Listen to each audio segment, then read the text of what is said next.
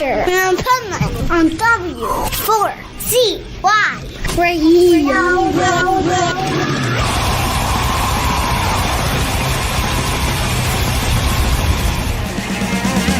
On a short trip we made a landing and we were strangers in town. How they stared as we made our exit. We'll wind the road round. Dr. Livingston, where are you? When we need you the most. We're white as ivory here on the Ivory Coast.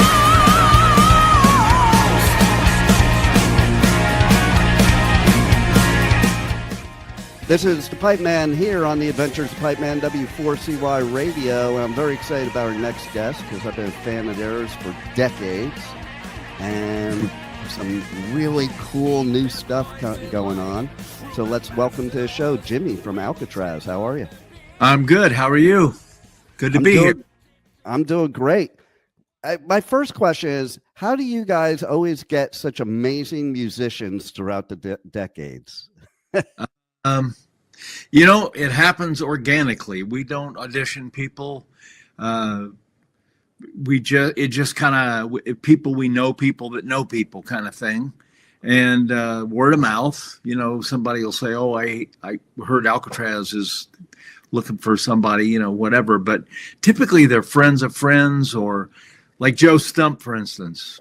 We started working with him years ago. Joe, I knew about Joe. I didn't know Joe, but I knew about Joe, and I didn't know what he was doing.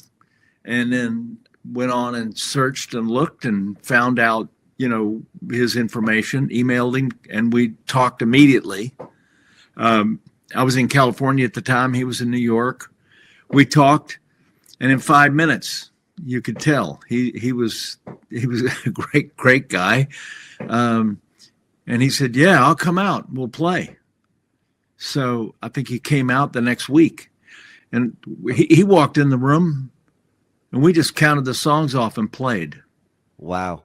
There was no talk. There was no rehearsal. Oh, well, let's work on this one. Oh, this is the way we do this. He just played. So that was a real organic thing. That just, worked out great.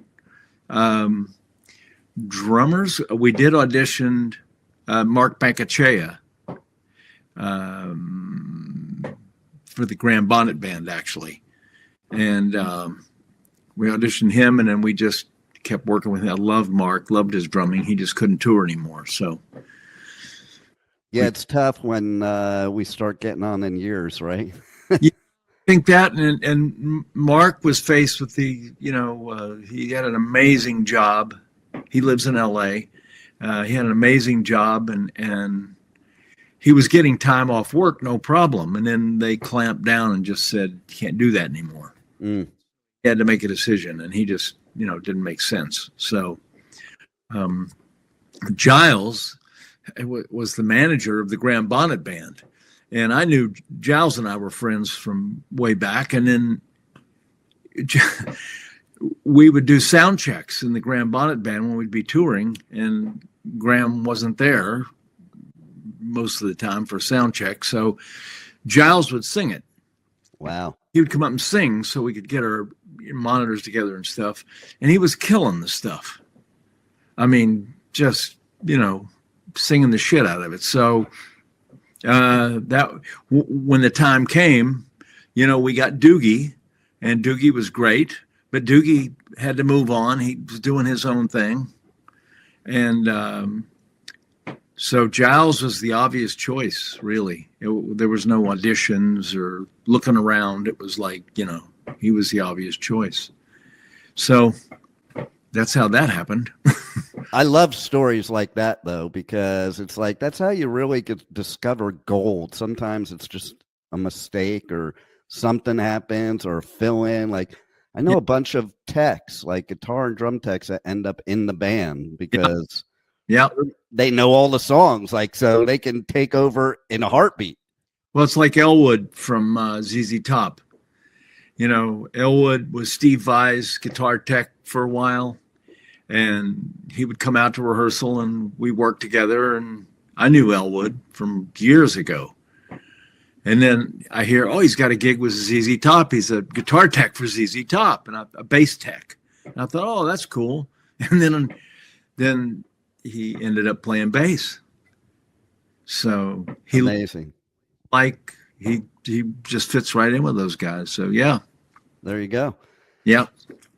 And it's kind of like, you know, Ozzy just passed away recently, but same type of thing. It's like all of a sudden, like Randy, I think he was just tuning his guitar and Ozzy was like, you're hired, you know, type of thing.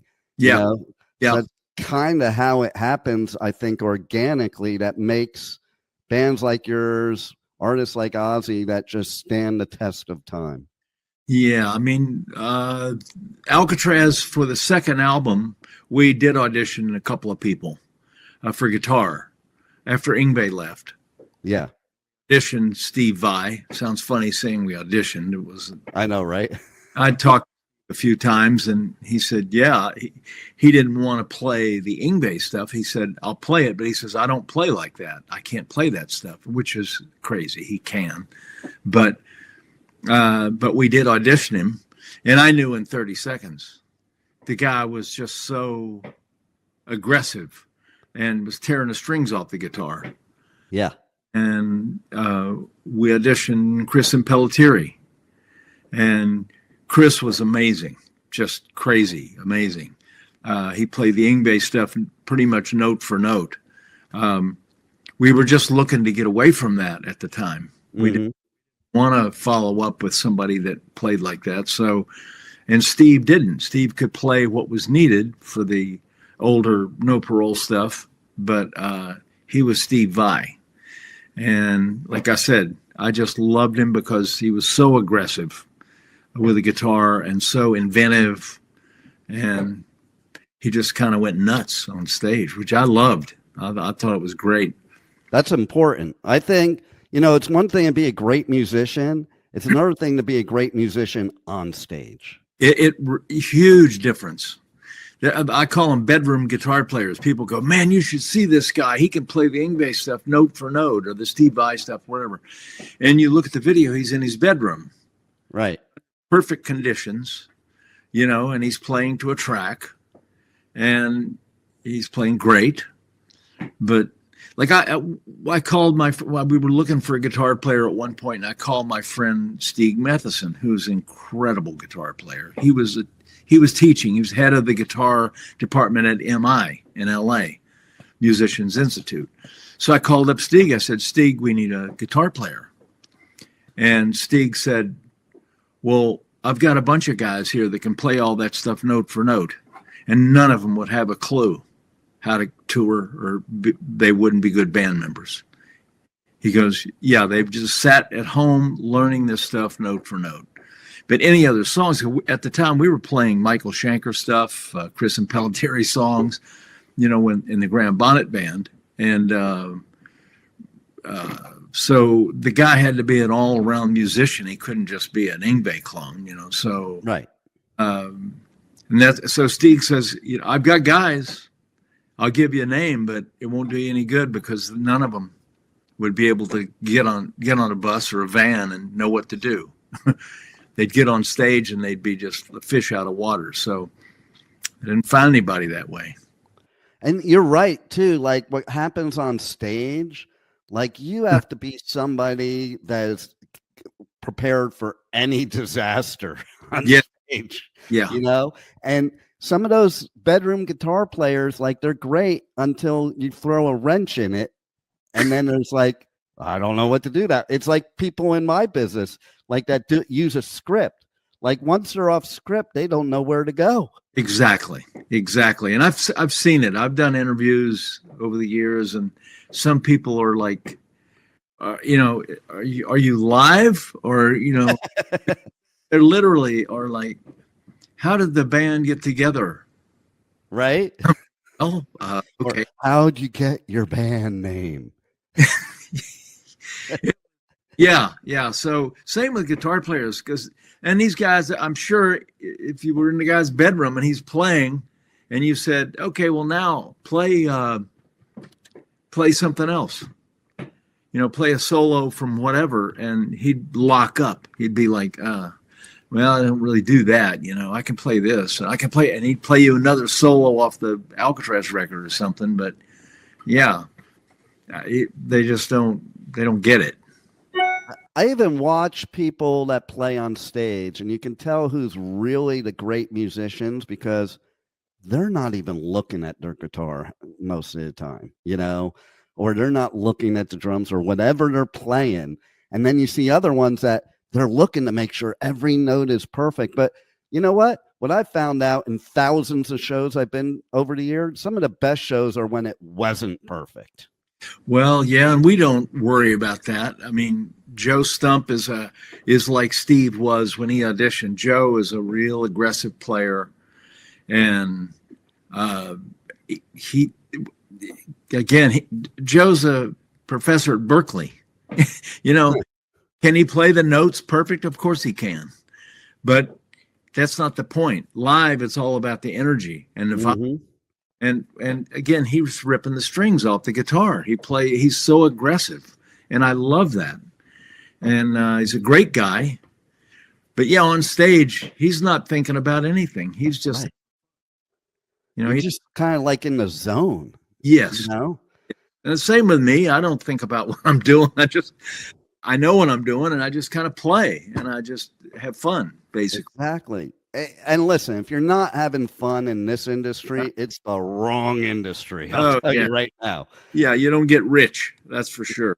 No, especially nowadays. Like these poor artists that are starting now opposed to back in the 70s, 80s. Oh my God. Like, it must be so difficult. There is no such thing as the quote unquote rock star anymore. No, it's pretty, it's changed drastically. I mean, there's Metallica. And my God, look how many records those guys had to make and how many tours they did before they got to be Metallica. Same with Iron Maiden. But like I said, there's Iron Maiden and Metallica, and then there's all the rest of us. I was at Metallica's first show ever. You're kidding. Nope. And Slayer's first show ever. God.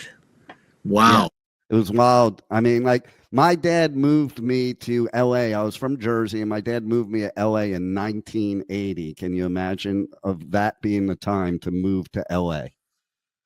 Well, I moved there shortly after that. Right. So, and listen, I think bands like you and some new upcoming bands are bringing back musicianship. Like, I think we lost that for a while. Oh, definitely. You didn't have those shredder guitar players. You just had people going through the motions. I find some of the metal nowadays is like a formula, like an algebraic equation. And, metal and rock was never that. No. There's a lot of bands that play like that. That's their goal, is to be technically, better than the next band, technically. Right. I have never cared about that. And I admire the keyboard players that can play like that. I'm very impressive, but that's never been me. And I'm more worried about or concerned about writing songs and making the band run. Yeah. Well, you've pretty much done every job in the band since the beginning, right? Which is rare. Well, yeah. I mean, I got in this thing writing songs where I would program drums just for the writing, but I'd work hard on the drum program because I would really stress out over the feel. I didn't care about the sound or anything because it was just a computer, but I would stress out over the parts. Is that kick drum pattern right? Or, should there be fills here? Whatever. Didn't matter what kind of fills, just should it be broken up here, whatever. And I found the drummers playing about 90% of what I programmed. And I even said to the last drummer we had, I said, you don't need to play that. You just play what you feel. Right. And he was stuck to that. Yeah. He played the script I programmed, and I I didn't know whether to be flattered or bummed out. It's. I wanted him to be him and just wail, have fun. And that's cool about musicians that play in a bunch of different bands, because I always have respect when you're playing a bunch of different bands, because to be able to know all those songs, or, you're talking about drummers like Dave Lombardo, like he plays in what, 6 different bands. Like, and I'm like, how the hell does he do that? And I always knew he was good, but to me, that's amazing, because that means you're not on a script. You are playing by feel. Yeah. I mean, I tour with Warlord, and that's a difficult gig musically. It sounds simple, but the arrangements are really way different. Bill, who wrote all that stuff, you're real quirky. And so you have to memorize it. You can't, it's not like learning Foreigner songs that you know where the chorus is. The chorus is, you can feel it. And you'd heard them 10,000 times. So I could play in Foreigner kind of thing. That wouldn't be a difficult gig. But the Warlord thing was tough, but it was such great exercise, so different from Alcatrazz. Right. And I just did the A to Z record, and that same thing. That was a whole different thing from Warlord or Alcatrazz. But I had to stretch to do that. And I love that, I love to. So let's talk about the reworking of the 80s songs in the upcoming new album. Tell us why people should listen to the songs now compared to back then. Well, mainly we have a new singer. Giles is a new singer, and really brings it on these songs. I mean, he nails them. He sings them like they're supposed to be sung. He was a fan of Graham's. He loved Graham and loved his vocal. So Giles is true to the melodies and the feel of the song. And we played them on this record. We did them exactly like they were meant to be done, People should listen to it, though, because it's a really current version of Alcatrazz. It's the latest. I mean, it's really up to date. Giles is nailing the stuff, and we do more stuff off No Parole than we've ever done. So I really feel good about what the recordings on this record. I think we did a good job, and Giles certainly did a great job representing it, because we were honest with each other, and we'd start to do a song, and a lot of those songs Giles had sung at sound checks before. Right. Then he joined the band, and we had no recordings. We just toured. So we did 100 shows with Giles before we ever recorded this record. Nice. So he had sung Jet the Jet 100 times or 200 times, between sound checks and having sung it in the Graham Bonnet Band at sound checks and stuff. So Jet the Jet for him was a no-brainer. Hiroshima, no-brainer. All those songs for him are easy. So he has fun with them, and he hits the notes every night. Very consistent. So I think what people will find is, especially if they come see us live, it's a real consistent band. I mean, I like to say we sound good every night. It's real consistent. The energy's there every night. That's key to me. And to me, it's key that if you are a live band that can capture the audience, that goes well beyond the studio album, Yeah, and I kind of base everything. I work backwards. I base everything off live. And then when I'm making records, I think, what would this be like live? Oh, would these parts enhance the song so it would be good live? And some songs we do, I know we'll probably never play them live, but I still think like, okay, would this work live? Yeah. And we can only play 16, 17 songs, whatever. So, going in, you can't, when you got 5, 6, 7 albums worth of stuff, you can't possibly, play them all. And we try to do the bulk of the set is off No Parole. So, and that's what people want. And we love playing it. But I always think of live. I just think, like I said, when I'm writing, when I'm playing parts, I just think, well, would this work live? How's this going to be live? You know, That's a great way to go about it, I think, because I think it makes it easier to have it sound good either way.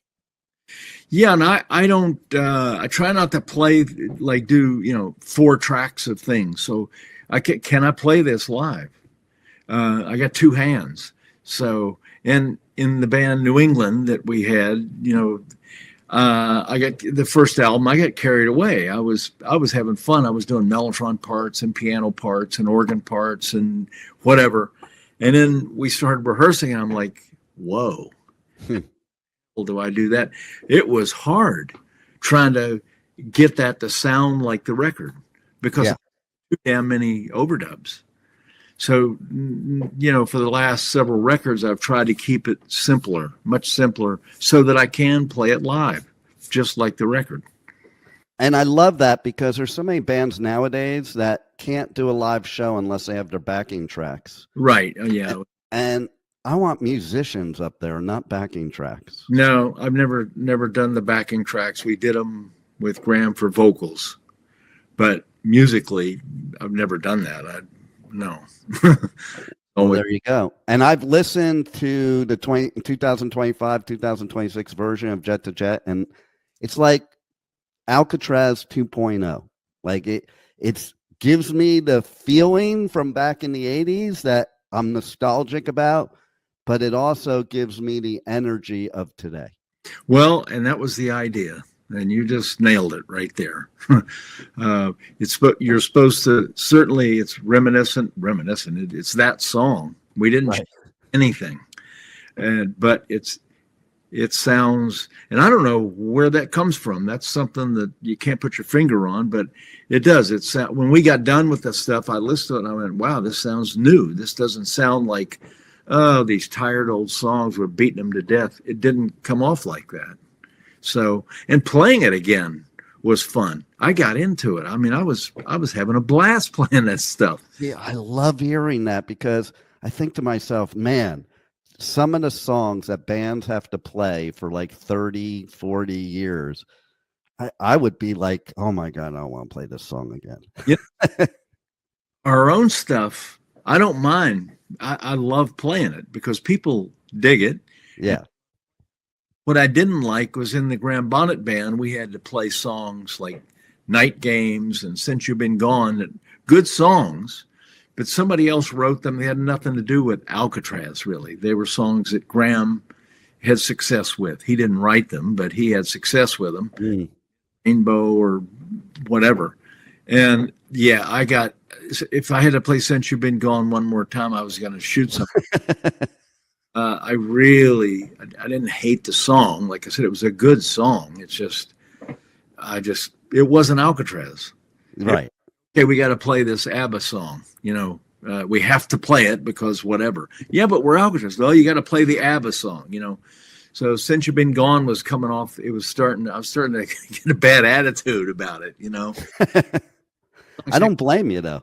I mean, just didn't like it. I felt like we were being like a cover band, but because Graham vocally, well, he couldn't really sing the stuff. And then at some point it was all tracks. At that point, it didn't really matter, but we kept doing Since You've Been Gone. And, so now I'm so thankful that this band, we don't have to do that kind of stuff.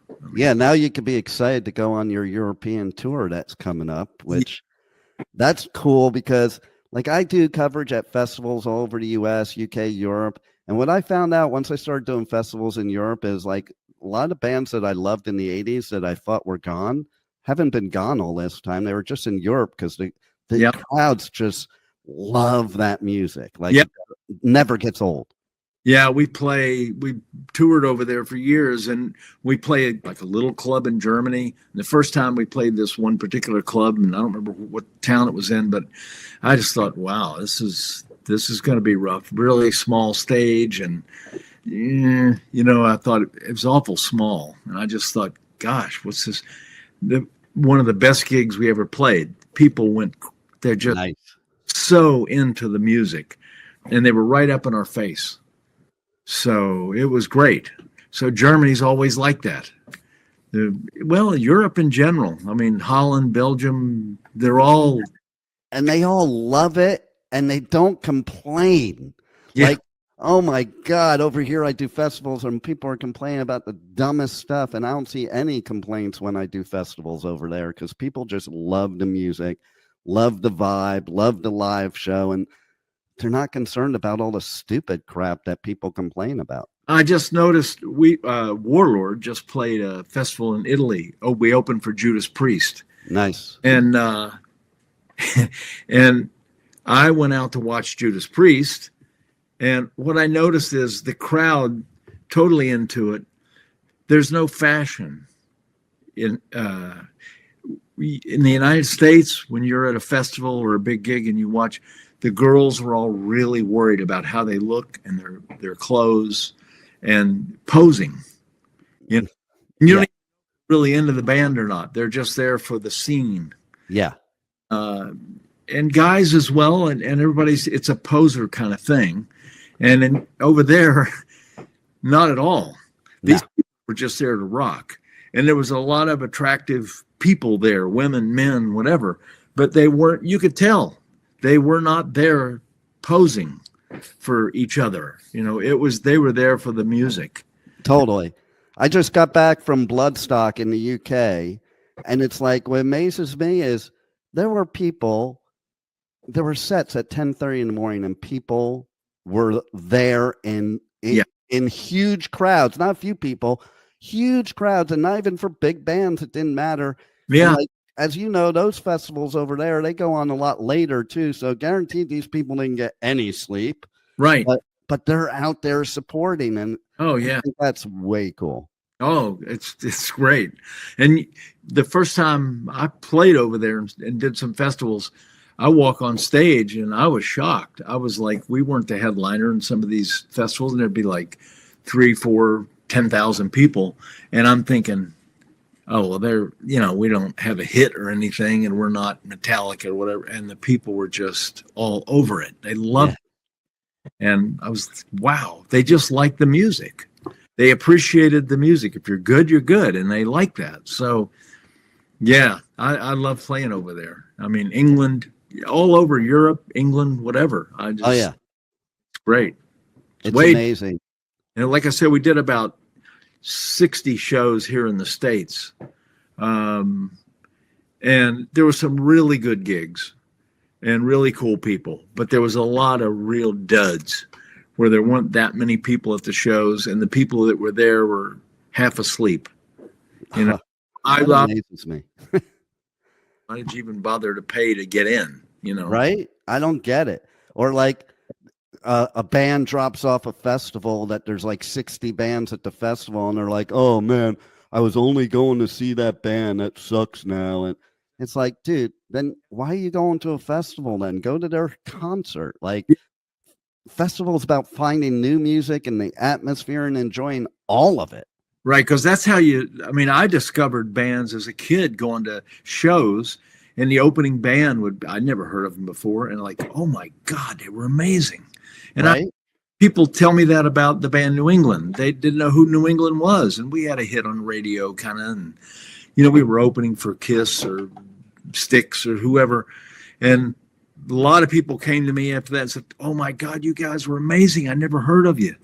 I'm going to buy your album like now. I got it. It's great. I love it. And and I love when that happens. Totally. Yeah. Well, you got the new album coming out in 2026, and I think everybody needs to check it out and get it. And not only does it have some redone 80s songs, but a few new ones too. So that's cool. We did with Doogie. And that was no offense to Doogie. We just wanted to do newer stuff off our most recent records for Giles, so that people could see what Giles could do on record. And it's been great. Like I said, I love the music, so it was fun doing all that.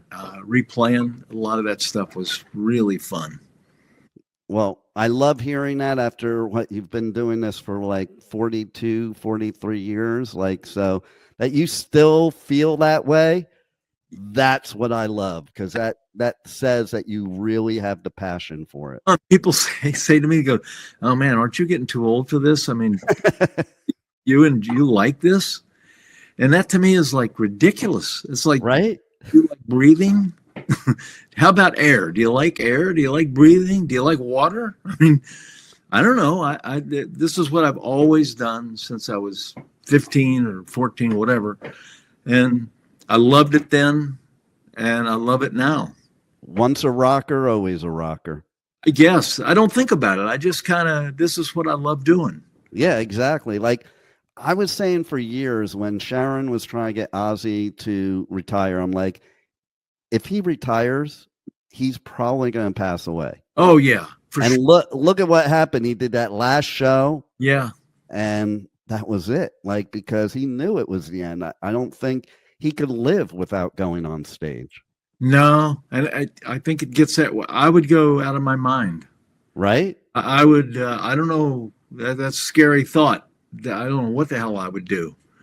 It's a certain mentality. You know, it's like, I have my youngest daughter. She'll go to some festivals with me, and halfway through first day, she's like, "Dad, I don't know how you do this every weekend.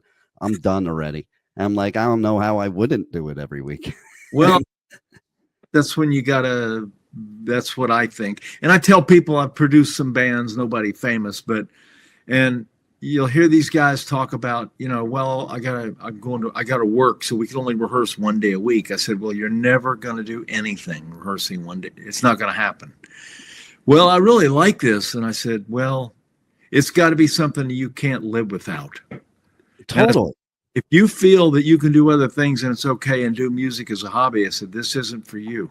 No, you're right. And you brought up Metallica in the beginning of the interview. Like, listen, those guys starved for 10 to 20 years, sleeping on floors and eating bologna sandwiches with no bread.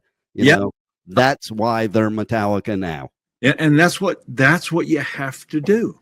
And those guys are the poster band for that. I mean, talk about paying your dues. Oh, wow. I mean, and they were fortunate that they had enough success in the beginning to float that boat, to keep them out there. Yeah. And some bands don't. Some bands have to put out 3 or 4 records before they do anything. Yeah. Totally. Metallica didn't have to do that because it was great stuff to begin with. And the band had a vibe. I love Metallica and I love the early records. So you got to you can't think about this. You just either you want to do it or you don't. If you don't feel it, and that's how I tell younger musicians, I said, guys, you have to, they go, well, I want to make a lot of money. I said, forget the money. Yeah. Money. You get in this because you can't live without it. And and you're really in and you're doing your thing. Then you think about, okay, be smart. And how can I make a living at this? But don't get in it. You can't get in it for money. That's insane. I mean, no, totally. And I think the only way to make money in it is if you have that serious passion that there's nothing else you're going to do. That's it. Because that's what the fans want. They don't want some businessman that's counting the tickets at the door from the stage. I mean, totally. And and we toured with Kiss, and I know those guys pretty well. And people used to think Gene Simmons was more of a businessman than a musician. And I'm telling you, Gene is a great bass player, and more than he would probably admit. But I hung out with them a lot, and Gene a lot, and Gene's a really good musician. And it's not about didn't go to Juilliard or Berkeley, but Gene's a businessman for sure, but at the heart of it, he can get on stage and play the shit out of the bass. And love it. Like if he was just a businessman, Kiss would have been gone a long time ago because they didn't need any more money. No. And Paul, the same thing. Paul wasn't trying to be a rock star guitar player. Paul was just trying to be the lead singer, songwriter, rhythm guitar player in the band. But again, he kills it on stage. I stood on stage and watched those guys night after night, and They were so consistent and so good at what they do. So, again, committed. People used to accuse Kiss of, oh, they're just business. They just put on the makeup and they're faking it. They're not. Yeah, they put on makeup. That's their thing. So what? But they ain't faking it. Not at all. It was real. Well, you guys aren't faking it either. Everybody needs to check out the new album when it drops. At least go check out Jet to Jet now because it's badass. And yeah, for any of my listeners over there in Europe, check out the tour dates and catch Alcatrazz live because that's an experience you don't want to miss. No, that'd be great. Well, thank you for giving us great music for all these decades, and thanks for being on the Adventures of Pipe Man. Well, thank you, and I'm happy to be here, and thanks for listening. Thank you for listening to the Adventures of Pipe Man on W4CY Radio.